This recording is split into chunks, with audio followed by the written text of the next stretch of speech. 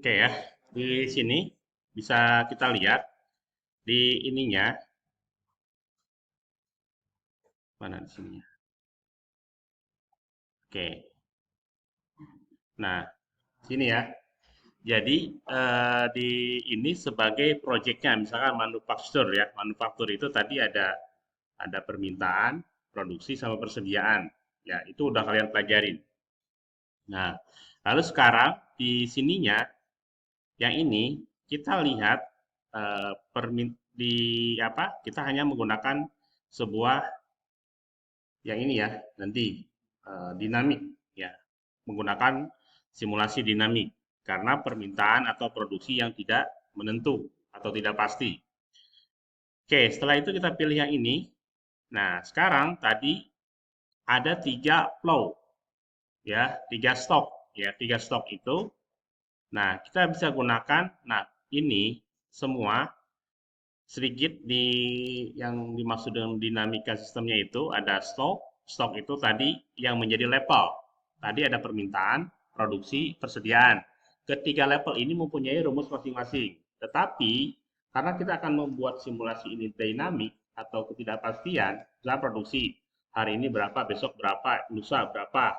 Ini semua akan saling berpengaruh. Permintaan akan mempengaruhi produksi dan persediaan. Nah, di sini berarti kita akan membuat si stok ini menjadi 3, ya. Stok ini akan menjadi 3 bagian. Oke, kita buat di sini menjadi 3 bagian.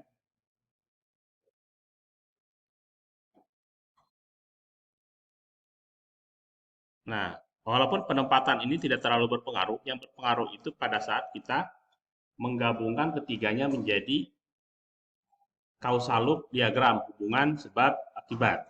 Oke, dari sini. Ini, ini, kalau kita lihat, kita ganti nama dulu. Pertama apa di sini? Permintaan. Oke, berarti permintaannya akan mempengaruhi produksi. Berarti di sini permintaan. Nanti kalau salah koreksi.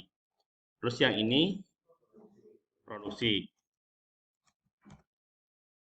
Yang ini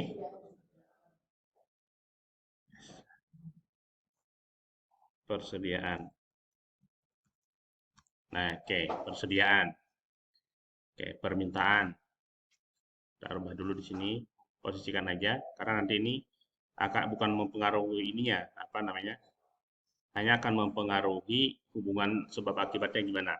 Misalkan kita akan membuat permintaan awal. Permintaan awal itu berarti dari titik nol. Oke, permintaan awal dari mulai kita start untuk membuat perhitungan. Permintaan awal pasar misalkan kita buat 1.000 piece dalam 1 bulan. Maka kita tidak tahu permintaan di bulan berikutnya ya. Maka akan disebut dengan kalian mempelajari tentang BKA, BKB. Apa tuh? Batas kontrol atas, batas kontrol bawah berapa. Maka di situ kita membutuhkan datanya itu berapa periode. Kita mau menggunakan harian, bulanan, atau tahunan. Kalau tahunan kan nggak bisa, permintaan tahunan itu berdasarkan harian atau bulanan. Ya, kalau permintaan tahunan itu berarti kita akan membuatnya berapa tahun ke depan. Nah, itu pun akan menjadi perhitungan tetap dalam 1 bulannya permintaannya berapa. Oke, di sini. Nah, setelah ini kita akan menghubungkan semuanya ya. Ketiga ini saling keterkaitan. Ya, misalkan di sini kita akan membuat tingkat produksi 50, tingkat permintaan 30, kapasitas gudang 100. Jadi di sini berarti permintaan ini tingkat permintaan 30, anggaplah 30 apa 30 piece misalkan atau 30.000 atau 30 apa satuannya. Nah, ini berarti yang di sini itu sebagai permintaan awal. Nah, ini kita lihat di sebelah sini. Ketika kita mengklik ini, maka dia akan meminta perintahnya apa di sini. Bisa kelihatan. Nah, ini berapa initial value-nya? Initial value itu atau yang disebut dengan boleh dikatakan OH-nya. Yang ada sekarang itu berapa? OH on head yang ada sekarang itu berapa? Maka kita akan masukkan data ini, katakanlah tadi 30. Permintaannya 30. Oke, permintaan 30. Lalu yang kedua, di sini, masukin lagi ya, yang di sini tadi. Jangan lupa ini. Kalau dia belum ada hubungan, maka dia tidak membuat rumus. Dia hanya satu variabel saja, misalnya initial value, tidak menggunakan rumus apa-apa. Tadi di sini 50. Kita masukkan di sini 50. Oke. Nah, lalu persediaan tadi di sini kapasitas gudang ya. Persediaan atau kapasitas gudang. Di sini masukin 100. Nah, ini berarti nanti kapasitas gudang itu berarti penyimpanan maksimum. Penyimpanan maksimum. Maka yang disebut dengan maksimum itu, apakah nanti ke depannya harus bertambah gudang? Maka dalam hukum apa namanya industri atau retail itu membuat beberapa gudang, ya kan? Katakanlah misalkan Unilever tidak mempunyai satu gudang, banyak gudang. Karena kalau ditaruh di satu gudang, nggak akan muat. Contoh, kalau kita di apa namanya permintaan ini kemarin kita udah bicara tentang pengembangan model, persediaan dan permintaan. Permintaan itu akan berpengaruh terhadap berapa banyak laju pertumbuhan dari ekonomi atau pertumbuhan dari toko misalkan. Maka ini akan berubah. Maka si persediaan ini atau gudang ini tidak hanya di dalam satu tempat. Contoh, Alfa, Indomaret atau retail lainnya, gudangnya tidak hanya satu. Setiap wilayah pasti ada gudang. Misalnya wilayah Banten ada gudangnya ada berapa, DKI ada berapa, Jawa Tengah, Jawa Timur dan lain-lain. Pasti banyak kan? Gak mungkin satu gudang, ya. Oke. Lalu di sini, ini kenapa? Lalu di sini kita akan kembangkan si model ini. Kita lihat di sini satu persatu. Kita akan kembangkan satu persatu dari model ini. Nah, model ini tadi permintaan. Berarti di sini Q adalah jumlah produksi yang diinginkan. Ya, jumlah produksi yang diinginkan, permintaan. Lalu input tenaga kerja, ya. K adalah modal atau peralatan. Di sini M itu input bahan mentah atau material. Permintaan. Oke. Kita bisa mengembangkan dari sini atau berarti ada berapa variabel? 5 atau 4 ya. Berarti ada 4 variabel.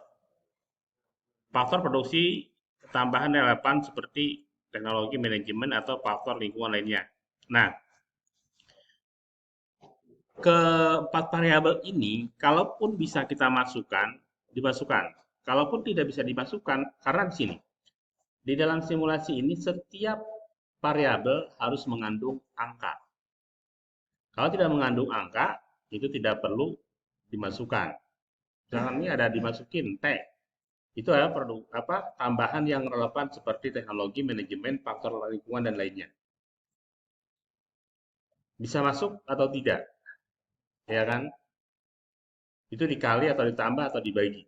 Nah, kalau misalkan saya nggak pakai misalkan faktor teknologi, karena di sini adalah input material mentah atau bahan atau materialnya. Nah, ini kita bisa masukkan di sini. Nah, berarti ini itu permintaan itu sebagai apa tadi? Permintaan di sini Q. Kita boleh masukkan atau enggak? Nggak apa-apa. Yang penting nanti pada saat variabel di sini, permintaan itu kan ini sebagai stoknya, menjadi dinamis. Nah, sekarang berarti di sini dinamik variabelnya, nah ini sebagai Q. Q. Jadi ini permintaan adalah sama dengan Q. Ya. Nah, ini. Lalu di sini apa Q itu variabelnya apa? Ya, variabelnya ini parameternya apa ya dalam Q ini? Parameternya misalnya ada 4. Maka di sini ada 4 parameter atau 3 parameter. Nah, ini ya. Nah, ini tuh misal tadi ada apa? Ada K, apa lagi? L sama M. Sama M, misalkan ya. Nah, ini kan. Jadi apa Q itu adalah permintaan itu sama dengan Q. Q itu menggunakan rumusnya KLM. Nah, ini baru di sini kita akan menghubungkan semuanya. Menghubungkan ke sini, ini juga sama, dihubungkan ke sini. Kalau dinamik itu harus lebih dari satu parameter. Nah, ini ke sini, ya. Baru dari sini ke sini. Nah, kenapa ini putus-putus ya?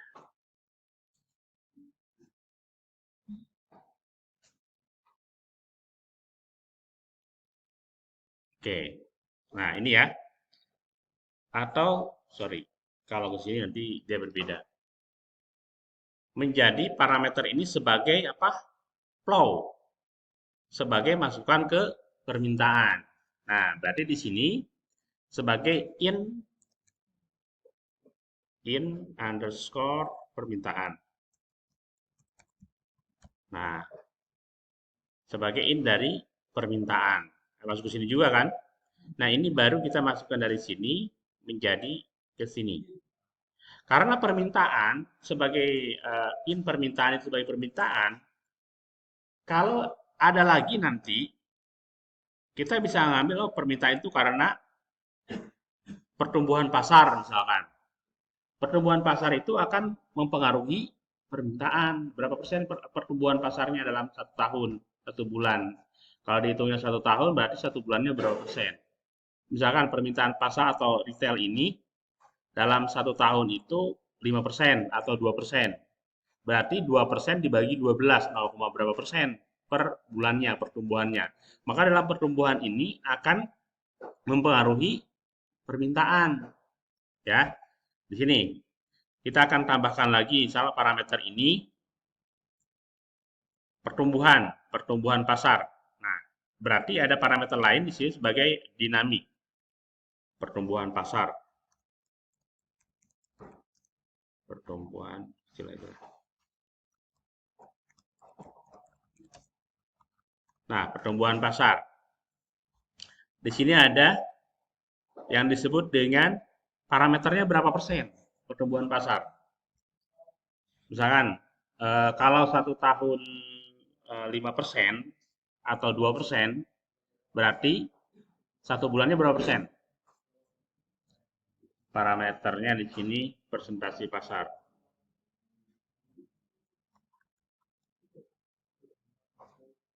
Persentase pasar artinya pertumbuhan pasar bisa gak? Oh, nggak mau.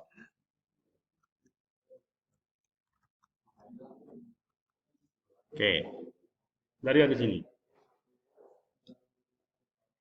Nah, ini ya. Oke, persentase pasar di sini kita buat di sini apa? Pertumbuhan. Pertumbuhan. Oke, perhatian. Berarti pertumbuhan itu, sorry, nanti tipe.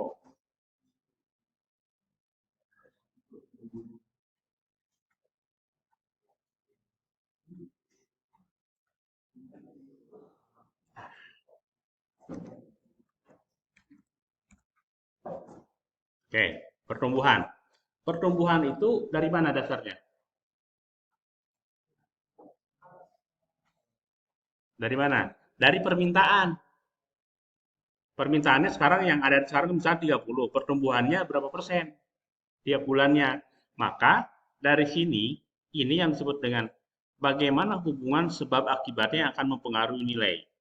Ini baru presentasinya kalau kita buat misalkan pertumbuhan pasarnya 5% per tahun dibagi 12 berarti 0, berapa? 0,4 atau 0,004. 0,4 berarti 4%, 40%. 0,004 berarti 4%. Kan ini dibagi 100. Berarti berapa? Jadi pada saat kita membuat presentasi pasarnya kan persen. Kalau misalkan oh 1 dianggapnya 100 berarti kan. Kan 100 dibagi 100